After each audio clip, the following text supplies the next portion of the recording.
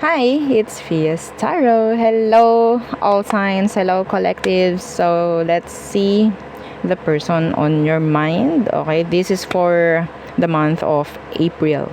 Okay, pagpasok ng April. So, titingnan natin ano bang meron pagdating dyan sa person na iniisip mo, sa connection nyo. No? So, syempre, before tayo mag-start, kung hindi ka pa nakakapag-subscribe, please do subscribe and hit the notification bell para lagi po tayong maging updated sa mga mangyayari pa lang. And syempre, again, kung may tanong po pagdating sa private reading and sa ating pong mga items. So, yes, message na lang po, okay? So, there. For the month of April. Diba? Ang bilis. April na. Okay. Uunahan natin, syempre. Ano bang meron? Who is this? The person on your mind. Syempre, para masabing collectives kita, dapat naka-follow ka. O, diba? Napakasimple lang ng ating requirements. Ha? Okay. So, sino ba ito? Anong meron dyan sa taong yan? Dyan sa person mo, collectives. Pag sinabing collectives, no zodiac sign needed po. Ha? Kahit anong zodiac sign nyo. The person on your mind, who is this? The Seven of Pentacles. So, nag-invest ka dito. Earth sign, Taurus, Virgo, Capricorn, pwede. The Judgment in reversed.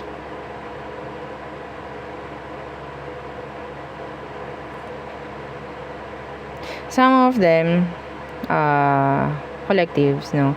Gusto mo sa taong to na may mabago na sa kanya bago ka muli sabihin nating mag-invest. Gusto mo siya, gusto mo tong taong to, pero mas gusto mo kung meron siyang babaguhin sa kanya in general. The King of Swords. I don't know kung talagang kaya mo magtiwala sa kanya. Magtitiwala ka ba muli? Like that. Parang kailangan muli ng taong ito makuha yung tiwala mo. Parang ganon. So, ito yun. Ito siya. So, anong meron? The Knight of Wands. May chance na pwedeng may mag-reach out by April. Anong kailangang malaman pagdating sa sitwasyon sa inyong dalawa ngayong April na paparating? The Page of Cups in reversed. What's with the Page of Cups in the reversed? That's immaturity, emotional maturity. The Page of Wands, I told you. Merong manunumbalik, merong babalik. The Tower, this is unexpected na pagbabalik ng tao na sa tingin ko pagdadalawang isipan mo pang balikan. Yes. Kasi talagang sabihin nating nasira nito yung tiwala mo. Kung sino man yon, yung nakasira ng tiwala mo, siya yung babalik sa April. Hihingi ng sorry, hihingi ng another chance maybe, pero nakikita ko some of you, mas gusto mo ng new chapter, not a repeat. Bago ka mag-invest muli dito sa taong to, I think. Okay? So, tingnan natin.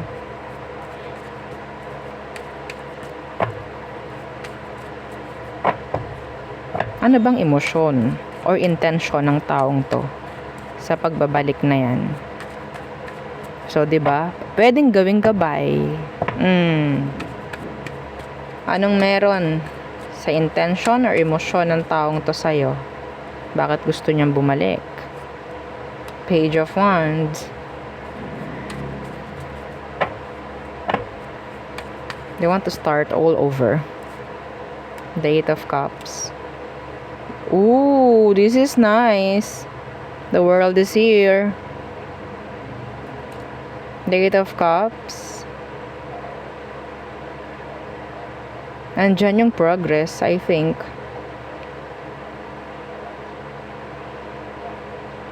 May mga bago na pwedeng mangyari. May mga bago ka na makikita from them. Pero yeah, hindi ko maisisisi to. Hindi ko maisasantabi itong Queen of Swords na naka-reverse na to. Some of you still galit ka dito sa taong to. Kaya hindi ko alam kung magagawa mo magtiwala. Pero gagawa ng paraan to para magkaayos talaga kayo. May babaguhin tong taong to. Yeah. Na pwedeng maging rason para magstay ka or piliin mo na bumalik. Yes, parang ganon. What is their next action? Tingnan natin.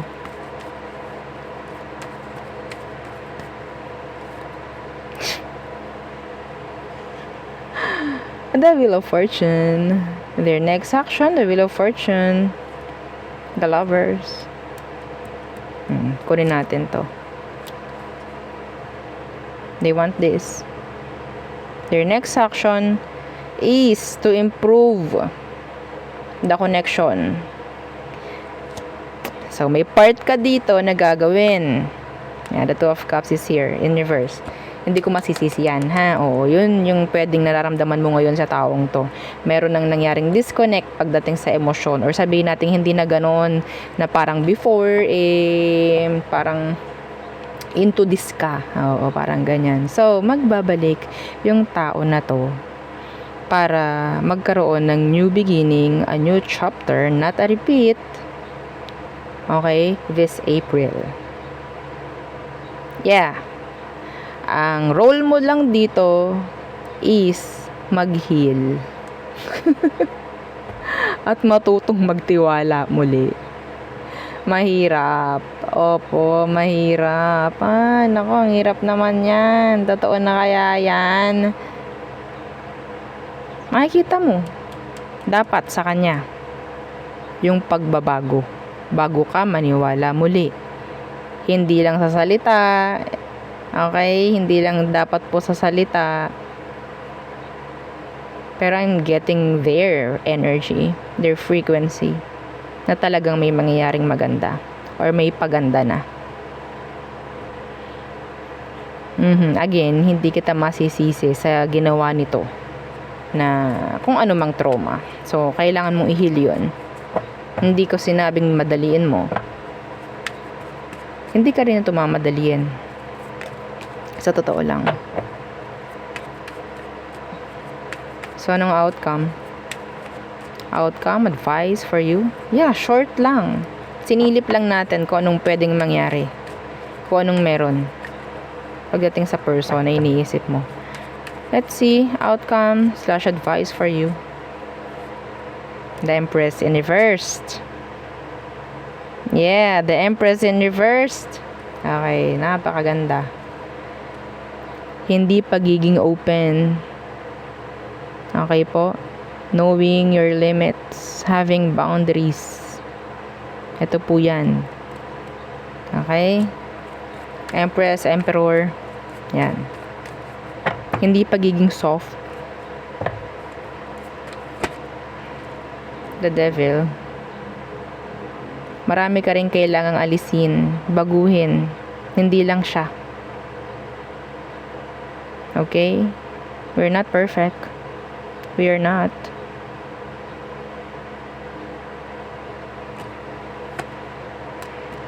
So, okay. The negativities. All in general. The Three of Pentacles. Again. Ngayon, naka-upright na. 'Di ba? Parang magic, no? Si Queen of Swords. This is, sabihin nating matuto muli. Okay? Andyan yung parang, okay, I'll let you know. Parang ganyan. Parang this is like pagtuturuan. Kung anong mga meron ngayon, mga rules, whatsoever. Ako, ganito na ako ngayon.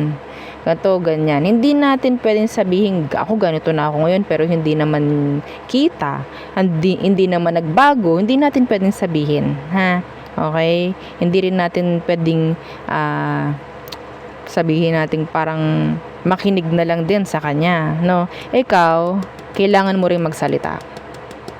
Meron ka rin dapat rules. Okay? This is being ready.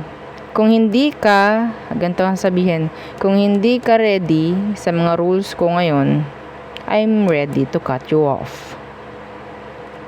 I'm ready to cut you off. Kita mo? Kita nyo tong swords? I'm ready. Hindi na ako ganun ka soft. Hindi na ako soft. Unlike before. Ito yung mga kailangan nyo tanggalin, ha? The Empress Universe and the Devil. The Three of Pentacles. This is building. Building muli. Trust. Okay? There's this healthy boundaries. Pagdating sa sarili, if ever. Pagpapaalam doon sa tao na ganito ka. Na hindi ka totally magwe-welcome na lang basta-basta. Parang ganyan. Whether babae ka man, lalaki ko naman ang gender mo, ipapaalam mo sa kanya, okay, ganto, ganyan. So, kung gusto natin na magkaroon ng magandang kooperasyon, dapat iisa yung ating intention or what. Okay? Pag mamatigas to, ha, the Knight of Pentacles. Yeah, the world universe, lesson learned. Parang ganun. So, kung hindi tayo magtatagpo sa ating mga mapapag-usapan, then let's call this quits. Parang ganun. Okay? So, gugutom ako. Sa totoo lang. Anyway, so yun ang ako nakikita na pwedeng mangyari sa iba sa inyo by April. Yeah. So, tayo tumungo na sa all signs. Sandali lang po, ha? Sandali lang. Okay. So, all signs are through Pisces. Tingnan natin.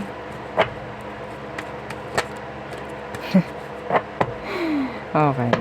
Nagtutumalon. Okay. Aries. They want to make a return. They want to come back. Hindi pa sila nakaka-move on actually. Taurus. They want to talk. They want to end the no contact. Some of them. Gemini. They want to make a repeat. They want to return. Oo. Ang daming return, no? Oo. Cancer. They're not ready to commit. Leo. They want to have a new beginning. Some of them, meron ako nakikitang makeup sex dito with the Leo. Virgo. Being open. They need you. They're sad. They want to talk. Libra. There's this new opportunity. Pagdating sa love. No, new person. New energy. So, some of you, this is healing. New love interest for some of you. Scorpio. Andun yung energy na pwedeng gusto nila maging open. Yeah. Pagdating sa'yo, sa idea, kung ano man ang meron. Sagittarius, they want to see you. They want you, they like you. Capricorn, very in love. They love you, yeah. Aqua, very interested. Physically interested. Attracted sa'yo. Pisces, they still want you. They still love you. You're their best option. Yes. Okay? So there, yun ang aking reading for you. Collectives, again, please don't forget to like, share, and subscribe, and follow our FB page. Thank you. Bye!